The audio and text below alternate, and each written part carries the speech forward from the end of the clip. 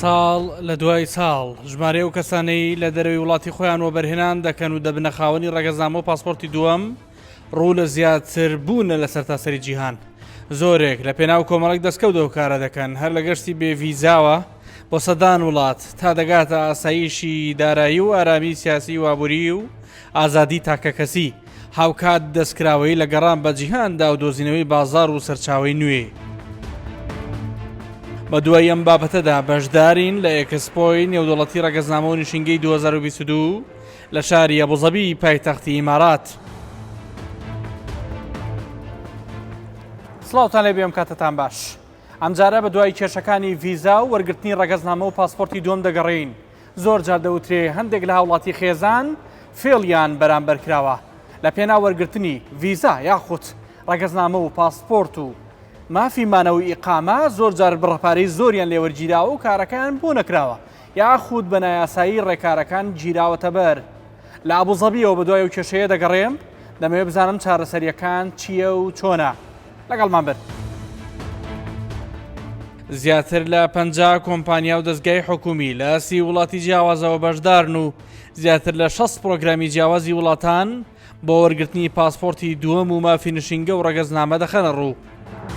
ساڵی 2019 و پێش هاتنی کۆرۆنا بەهای بازاری ڕێگەزنامە و پاسپۆرتی دووەم بەوە بەرهێنان گەیشتە 21 ملیار و 400 ملیۆن دۆلار.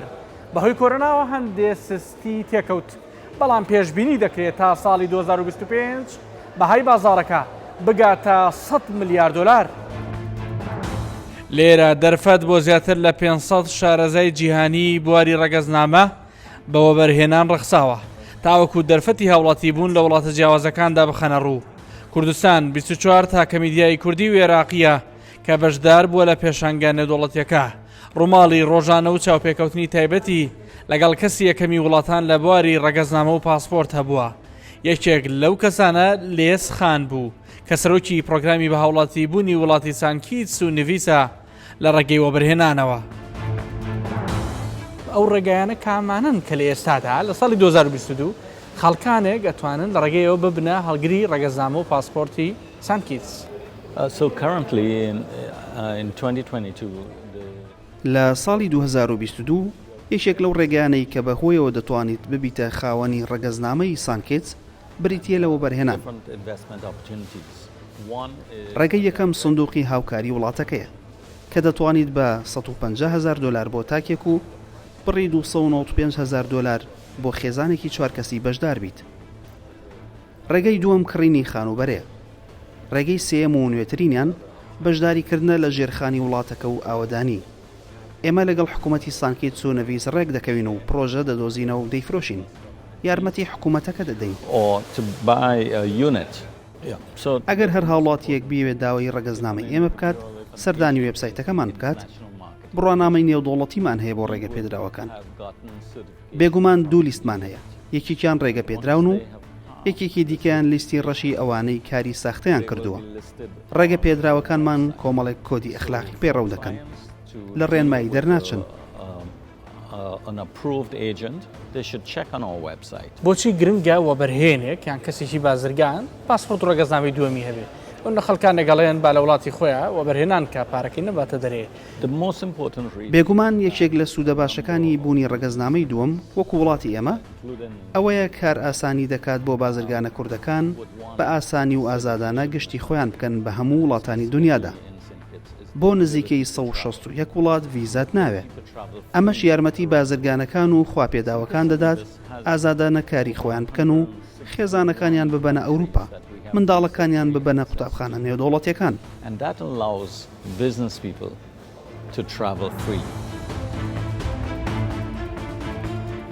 پێم خۆشە لە ئیماراتەوە ئەوەتان پێ بڵێم چەندێک لە وەبەرهێنەری ملیۆنێر لەم وڵاتەدا دەژین. ئەگەر شارێکی وەکو دوبەی وەربگرین پایتەختی بازرگانی لەو شارەدا 42,800 وەبەرهێنەر هەن کەوا ملیۆنێری دۆلارن. بۆ ئەبوزەبی پایتەختی ئیمارات 23,400 ملیۆنێری دۆلار هەن. ئەم ژمارانەش هەردوو دەستگای جیهانی نیوۆرد وێڵز و هێنێلی ئاند پارتنەرس کە تایبەتمەندن لە بواری ڕێگەزنامە بۆ وەبەرهێنان بڵاویان کردوتەوە. أعتقد أنه معرض جدا ممتاز. لەو باوەڕدا من پێشانگایە زۆر نایە بە بۆ پێی لە وڵاتێک دەکرێت کەوا هەڵگرانی ڕەگەزنامەی زیاتر لە 160 وڵاتی تێدا دەژی کە ئەویش ئیماراتە. 160 ڕەگەزنامە 190 وأكثر 190 و زیاتریشن لە دەوڵەتی ئیمارات و تەنانەت نزیکە لە 200 ڕەگەزنامە. هەر بۆ ئێمە دەرفەتێکە بۆ ئەوانەی دەگەڕێن بۆ کار و هاوبەشیکردن و بابەتی وەبەرهێنان و دەستکەوتنی ڕەگەزنامەیەکی دیکە. ئەمڕۆ گەر کەسێک ملیۆنێک دۆلاری پێبێت بە ملیۆنەر دانانرێت. بێگومان دەبێت 5 یان 10 ملیۆن و یەکەی نیشتە جێبوون و شتی دیکەی هەبێت. ئەم ژمارانە لە ئیمارات زۆر سادە. دەرفەتی وەبەرهێنان لەم وڵاتە ئێمە زۆر گونجاو، ئارامی و ئاسایش هەیە. ئەمە شۆکارێکی زۆر گرنگە. تێبینی کۆچی زۆر خێزانی ئەوروپیمان کردو بۆ دوبەی. ئایا ژمارەیەکتان لایە لەو بارەیەوە؟ وەڵا ژمارەکان ئامادە نەکرد. بە نزیکەیی لە ئەڵمانیا و ئیتالیا و ئیسپانیا و ئوسترالیا و بەرازیل و ئەمریکاوە دێن. ژمارەکان سادە نین کە دەگەڕێن بۆ ئارامی و ئاسایش و دەرفەتی وەبەرهێنا. مافیمانەوەی ئاڵتونی و زیوی هەیە کە ئەگەر یەکەیەکی نیشتە جێبوونت هەبێت بە بڕی سەر 2 ملیۆن درهم دەتوانیت مانەوەی 5 ساڵی هەبێت. بە نزیکەی 2 ملیۆن درهم واتە چەند بە دۆلار؟ 600,000 دلار. بەڵێ ئەگەر سەروی 5 ملیۆن درهەمیشت هەبێت کە دەکاتە نزیکەی ملیۆنێک و 500,000 دلار دەتوانیت مانەوەی ئاڵتونیت هەبێت. ڕێگەکانی بەدەستهێنانی ڕەگەزنامەی ئیماراتی چۆنن؟ ئەوە زۆر ئاسان نییە. تەنیا بە کۆمەڵێک مەرجی گەورە نەبێت. بۆ نمونە زانایەکی کیمیایی و فیزیایی و نەوەوی یان یاریزان و هونەرمەندێکی ئەستێرە بێت. ڕەگەزنامەیەکی وەبەرهێنانی پێدەدرێت لەگەڵ مانەوەی ڕەگەزنامە بنەڕەتەکەت. قدير جدا يعطونك جنسية المستثمر وتحصل على جنسية الإمارات مع الإبقاء على جنسيتك الأصلية. يعني هذه جەنابتان ڕەگەزنامەی دووەمتان هەیە؟ نەوەڵام من شانازی بە ڕەگەزنامەکەمەوە دەکەم. سوپاس بخۆ. دەتوانن بۆ چەند وڵات بەبێ ویزا گەشت بە نزیکەی بۆ 170 دەوڵەت. 170 بۆ 170 دەوڵەت ئەوروپا هەمووی، کەنەدا، یابان زۆر شوێن. ئەی ئەمریکا؟ ئەمریکانا پێویستە داوای ویزا بکەین بەڵام نزیکە ئەویش. وەرگرتنی ویزای ئەمریکا قورسە؟ نانا ویزای 10 ساڵیە و ئاسانە. پاسپۆرتی ئیماراتی تا ئێستا ژمارەیەکە لە جیهانە؟ تا ئەم ساتە پارێزگاریمان لە یەکەمی ڕیزبەندی پاسپۆرت کردووە لە سەراستی جیهان. مەستەرلی چینی دەدوێنم کە لەم پێشەنگایەدا بانگەشە بۆ ڕەگەزنامەی وڵاتی گرینادا دەکات. وڵاتی چین بە ئەو هەموو ژماری دانیشتوانی خۆیەوە هیچ ڕێگەیەک هەیە بۆەوەی کە ڕەگەزنامە و پاسپۆرتی وڵاتی ئەوە بەدەست بهێنرێ خەڵکانێک وەری بگرن یان نا. پێشکەشکردنی دۆکۆمنت بۆ ڕەگەزنامەی چینی کارێکی زۆر قورسە لە جیهاندا. تەنیا لە چەند حاڵەتێکی دەگمەندا نەبێت کە ئەوی ژیان ئەبێت کەسێکی زۆر لێهاتووی زانستی و داهێنەر و زانا بێت یان یاریزانێکی بەناوبانگی ئەستێرە بێت. ئەوان ئەتوانن داوای ڕەگەزنامە بکەن. تەنانەت دەبێت چەند ساڵێکیش لەو وڵاتە بژین بۆ داواکاریەکە یان هاوسەرگیری بکەیت لەگەڵ کچێکی چینی و ڕەگەزنامەی یەکەمی خۆت لا ببیت.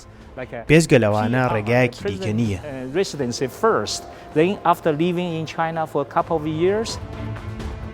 یەکێک لە کۆمپانیا کوردیەکانی بواری نشینگە و ڕەگەزنامە و پاسپۆرتی دووەمی وڵاتان سپۆنسەری پلاتینیۆمی پێشەنگاکە بوو بێ ئەوەی خەرجی خۆیان ئاشکرا بکەن.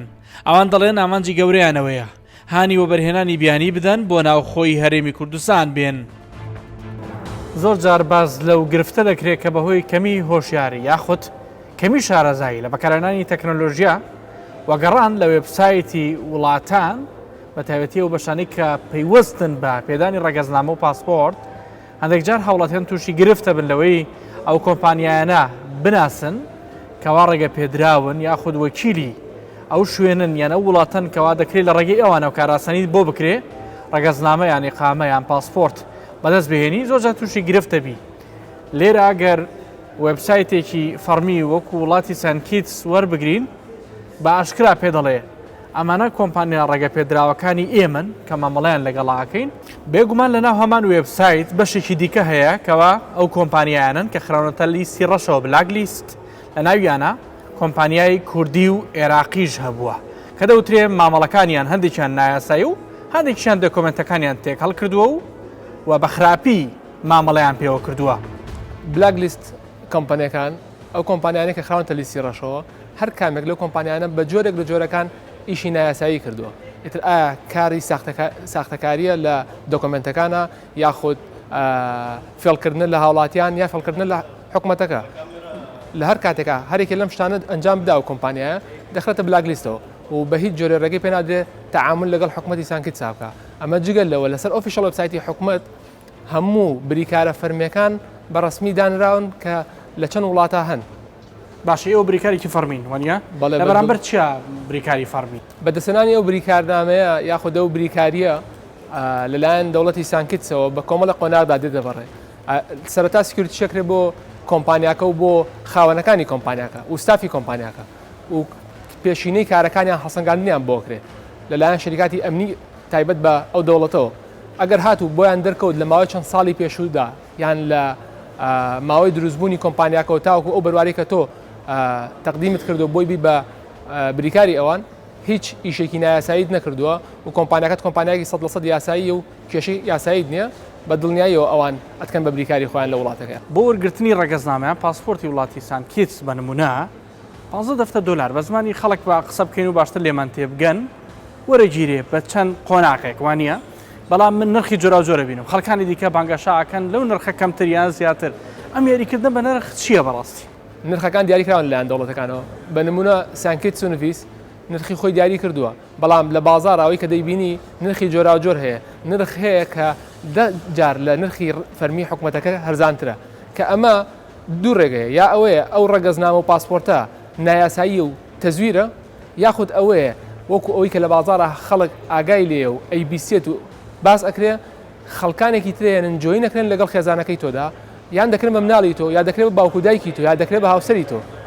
و لە پێناو ئەوەی کە پارێکی کەمتری تێچووی هەبێ ئەمە زۆرە خەڵکانێک ئاوکراون بێ خێزان بە نایاسایی ئاماجی سەرەکی بەرجاریکردنمان لەم پێشەنگایەدا ئەوەیە کە دەمانەوێت هانی سەرمایه‌دارانی جیهان بدەین کە بێن بۆ بەرهەنان لە کوردستان بکەن تا لە ڕێگەیەوە زۆرترین هەلی کار و زۆرترین سەرمایە گوزاری لە کوردستان دروست بکرێت.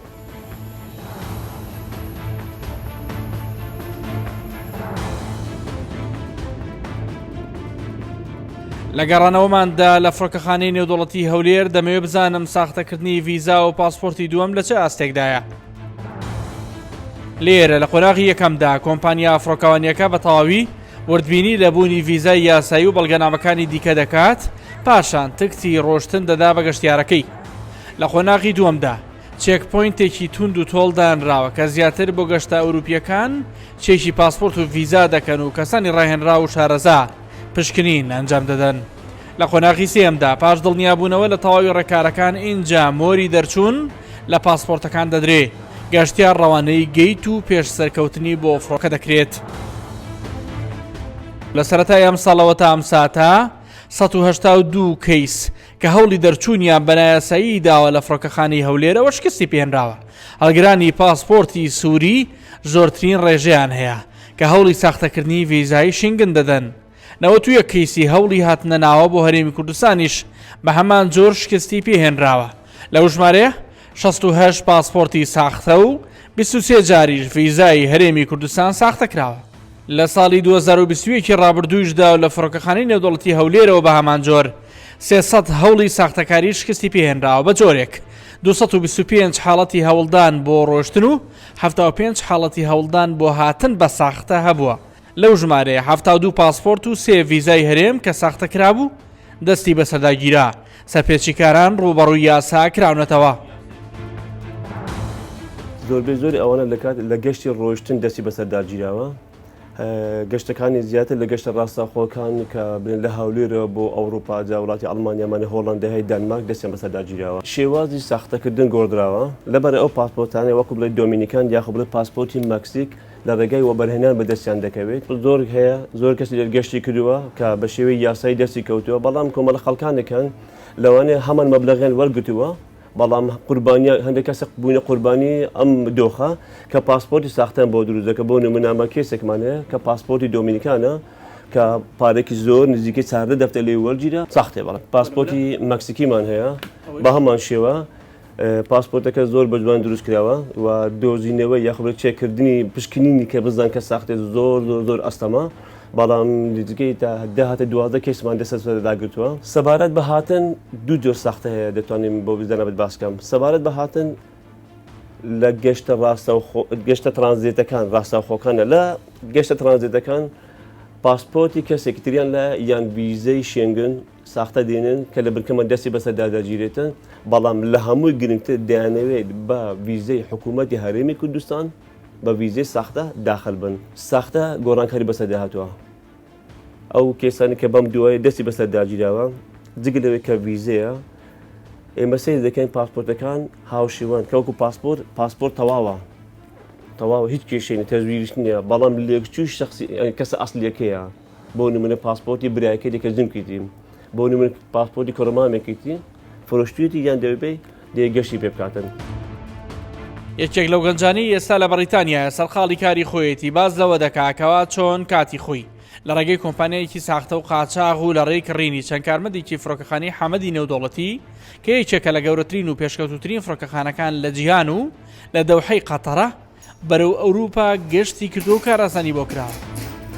بۆ ڕێگای کە پێی دەچوون ڕێگای کەسێکە بۆ ئەمان جینابوو لە ڕێگای ئیتیفاقی مەتاڕەوە بۆیکردن پاسپۆرتێکی فەیکی بۆ دروستکردن ساختەی بۆ دروستکردن تکتی بۆ بڕیم لە مەتاڕی دەوحەوە تکتەکەم لە مەتاڕی دەوحەوە بۆ کۆپنهاگن بۆ پایتەختی دانیمارک ئەویشەر لە ڕێگای و ئەپۆ کۆنتترۆڵ یەکەم و دەون تێپەڕی بەس کۆنتترۆلی سێم و گەیتی ناو تایارەکەمە تەمان و کەسی لەسەر گەیتەکە بوو کڕابوو یعنی ئیتیفاقی لەگەڵ ئەو کەسا بوو سەرێکی پاسپۆرتەیەکی بووتی بڕۆ ئەو پاسپۆرتەش بەس بۆ پێم بوو کە کاتێک ئەم ئیشەکە شەف بوو ئەم کەسە ڕێگاکێ بە بۆ دەرچوون چونکە تۆ کەسێک بەبێ هیچ شتێکێتە ناو تایارەکە زۆر ئەکەوە لەسەرت بەڵام ئەگەر ئەو کاتە ڕێگاکە شەف بوو ئەیوو من ئەم پاسپۆرتی پێوە نەمزانیوە تەزویرە تەمە کە چوومە ناو تایارەکەەوە لە دانیمارکدا بەزین بە منەوە حەو کەسی تریتیا بوون حەو کەسی تر کە ڕێگان ئیتیفاقیەوە هاتبوون هەرچی پەیوەستە بە پرسی مامەڵەکردن بە ڤیزاوە بە تایبەت ڤیزای شنگن ماوەی چەند ساڵێکە لە هەرێمی کوردستان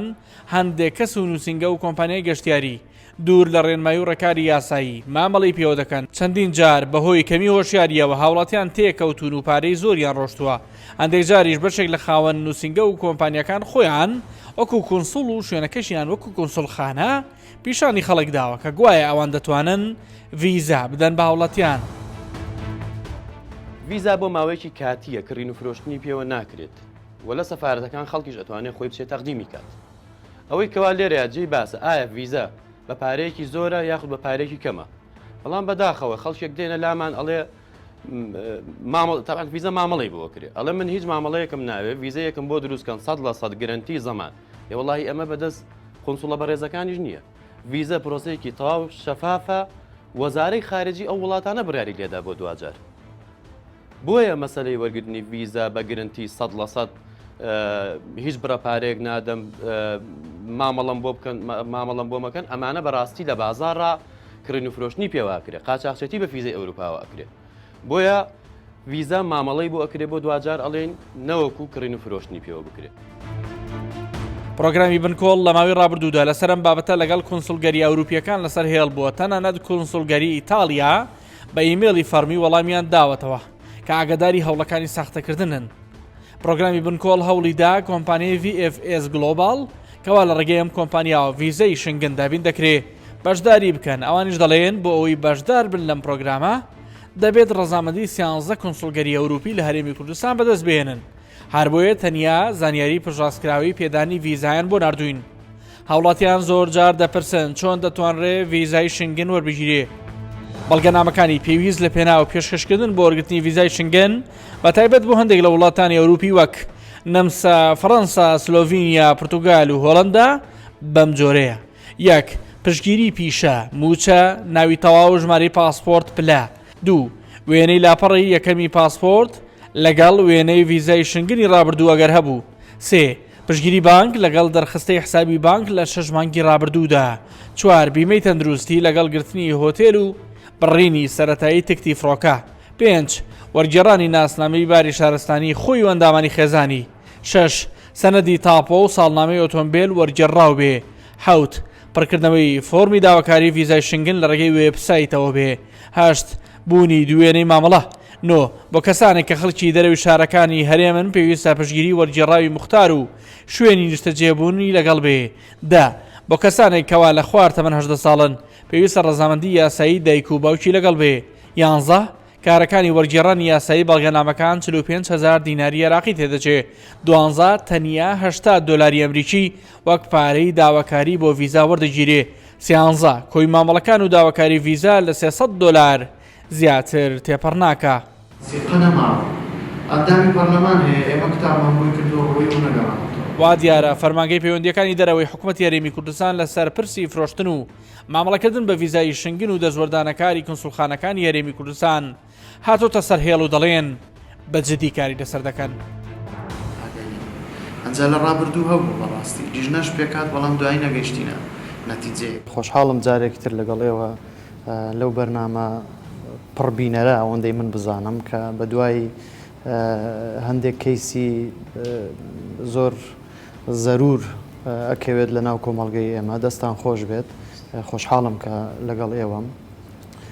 سەبارەت بەو بابەتەی باس کرد مەسەلەی ڤیزەی شنگن یان بابەتی ڤیزە بەگشتی جێگەی داخە لە هەرێمی کوردستان ئەمە تقریباً خەریکە ئەبێ بە دیاردە. ئەوەی جێگەی پرسیارە ئەمانە هەمووی مۆڵەت پێدراون لەلایەن حکوومەتیشەوە ینی کۆمپانیای ناسراون کۆمپانیایەک نییە ڕنگ بێ هەبێ وەهمی بێ بەڵام ئەو حاڵەتانەی کە ئێمە بیستمانە لە ڕابردووە هەمووی مۆڵەتی هەبوو و کاری خۆی دەکا وەکو کۆمپانیایەکی گەشتیاری بۆ مەسەلەی فرۆشتنی بلیتی فڕۆکە و دابینکردنی هۆتێل و کە لە ئەسڵدا ئەمە کارەکەیەتی. بەڵام لە پاڵ ئەوەیە دەبینین قەدعەیەکی لێداوە ئامادەین بۆ دابینکردنی ڤیزەی شنگن یان فلان وڵاتی ئەی بۆبی ئەو نرخانەی کە ئێمە بینیمانە لە سۆشەل میدیا و بە دوواداچوونمان کردووە خەیاڵین. و کێشەکە ئەوەیە کاتێک کە تەقدیمیش دەکەن بە حساب هاوکاری ئەو خەڵکەش دەکەن بەو بڕەپارە زۆرە ڤیزەکەیان ناگەڕێتەوە یان کە دەڕۆناوێت تووشی ئیشکال دەبن. ئەمە لە بەرنامەی فەرمانگە و خودی بەرپرسی فەرمانگە و جێگرەکەشی هەیە. ئێمە لەسەر ئەو بابەتە جارێکی تر پێداچوونەوە ئەکەین. پلانمان هەیە لەگەڵ دووسێ لایەن قسە بکەین. یەک لەوانە کۆنسۆلگەریەکانە تەبەن من دیسانەوە سوپاسیان نەکەم ئەوان بەشی خۆیان قسووریان نییە بۆ هاوکاریکردنی هاوڵاتیانی هەرێم. سەرۆکی یەکێتی کۆمپانیەکانی فڕۆکەوانی گەشتیاری هەرێمی کوردستان داوا لە هاوڵاتیان دەکات خۆیان داوای ڤیزای وڵاتانی ئەوروپا لە ڕێگەی وێبسایت و پێگەی فەرمی وڵاتەکانەوە پێشکەش بکەن نەک لەگەڵ دەستی دووسێ و ئەوانەی دەڵێن بە گەرانتی وەریدەگرن. هاوڵاتی ئەتوانێ خۆی بچی داوای ڤیزە بکە پێویست ناکە بەم دەفتەر و $1 بخەوێنی لەڵێگای مەکتتەبێکەوە حەزەکەم وەش باسکەم چۆنە زۆربەی نووسینکە ئەڵێ کاکەت 15,000 بەرێ من ڤیزەکەت بۆ ڕێگرم بە گەرانتی من بۆ دەکەم بەوە. ئەمما وڵاتی ئەچێ پارەکە دەداتن فۆرمەکانی پۆپڕ دەکاتەوە ئەگەر هاتوو ئەم ڤیزەیە کابرا ئەچێ بە قانونی شتەکان تەقدیمەکە ئەو هاوڵەتیانی ئەگەر ڤیزەکەی بۆ دەرچوو ئەڵێ کاکەەوە بۆ وەرگرتی 15,000 تەواو سەفەرەکەی ئەگەر بۆشی دەرنجڕەوە هاتەوە ئەڵێ کاکە چەند پارەیەکە مەسەف کردەوە پارەم بدەوە خۆی لە ئەساسە هەروایە تو پێویست ناکەم 15,000 دێ بۆیە من داوا دەکەم خەڵکێک هەڵنەخاتێ بە پارەی کە بڵێ ڤیزەی گەرانتی. لە ماوەی ڕابردووشدا کۆمەڵی کۆمپانیا و نووسنگەکانی گەشتیاری سلێمانی بە هاوکاری دەستەی گەشت و گوزار لەسەر ئەم بابەتە چەند شوێنێکیان سزادا و داخراون. ئێمە توانیمانە لە ڕێی کۆمەڵەکەمان چەندە جار نووسراو بکەین بۆ گەشت و گوزار زۆر هاوکارمان بووە هەر لەم بینێ پێشوە ئەوەی کە من ئاگادارم 2 بۆ 3 کۆمپانیا کە لەم شاریستی ئەمانەیە ئیراون بەدادگاش و داشکراون شوێنەکەشن. لە کابینەی نوێمی حکوومەتی هەرێمی کوردستاندا و لە ڕێگەی دابینکردنی ئامێری پێکەوە بەستنی ڤیزە و نووسینگەوە توانراوە تا ڕادەیەکی باش ڕێگە لە بە قاچاغ ڕۆشتن و هاتن بگیرێ لە خاڵە سنووریەکان و فڕۆکەخانەکانەوە. ئەم دیاردەیە لە ئاستی جیهانە هەتا ئێستا بنبڕ نەکراوە. هەوڵەکانی دەستگا فەرمیەکانی حکوومەتی هەرێم بۆ ڕێگریکردن لەم دیاردەیە بە خۆشحاڵیەوە توانین بڵێن سەرکەوتنێکی باشی بەدەستهێناوە. بەهۆی گرێدانی سیستەمی ڤیزە و نشینگە لە دەواازە سنووریەکان و لە فڕۆکەخانە توانراوە ئەم دیاردەیە بە شێوەیەکی زۆر باش کۆنتترۆل بکرێت. ئەم دیاردەیە ناڵێن ڕۆژانەیە بەڵام بەردەوام چلای ئێمە لە فڕۆکەخانەی ئێمە یان لە دەواازە سنووریەکان یان لە هەر وڵاتێکی ترا هەوڵدان هەیە بێگومان ئەو کەسانش کەسی تاکە کەس نین هەر کەسێک هەر هەوڵێکی ساختەکاری کەسانێکی تری لە پشتن. زۆر جار هەر لە فڕۆکەخانەی نێودەوڵەتی هەولێر کەسانی ساختەکار لە شێوەی باند دەستگیر کراون وەگەوەی سامی جەلال ڕایۆژکاری وەزیری ناوخۆی حکوومەتی هەرێمی کوردستان لە 26/6/2019 دەڕایگەیاند کەوا باندەکە بۆ هەر ڤیزایەک 15 بۆ 20,000 دۆلاریان لە هاوڵاتیان سندووە بەبێ ئەوەی پەنجەمۆر و چاوپێکەوتن بکەن وڵاتێکی دراوسێژ بەبێ ئەوەی ناوی بهێنرێ تێوەگلاوە.